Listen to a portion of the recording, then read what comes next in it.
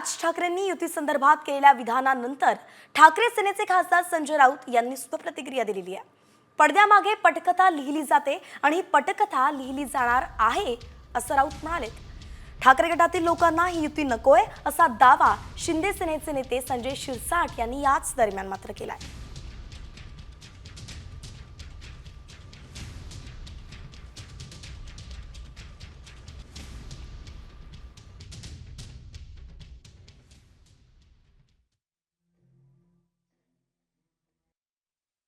तुम्हाला काहीच माहीत नाहीये काय घडतंय ते, असं मी नेहमी म्हणतो।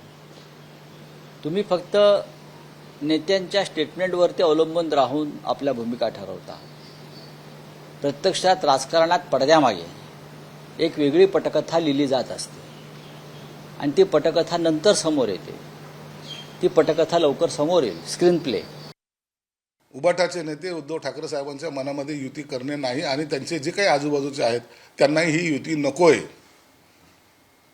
जर असं त्यांच्या मनात पहिले जर नसतं किंवा आताही तसंच आहे, जर नसतं ते भावांची अशी ताटातूट झाली नसती जी शिवसेना प्रमुखाला सुद्धा आवडलेली नव्हती। परंतु पुत्रप्रेमासाठी त्यांनी सुद्धा त्यामध्ये त्यावेळेला नाविलाज असं केलेली ती तडजोड आहे, म्हणून हे एकत्र येणार नाही।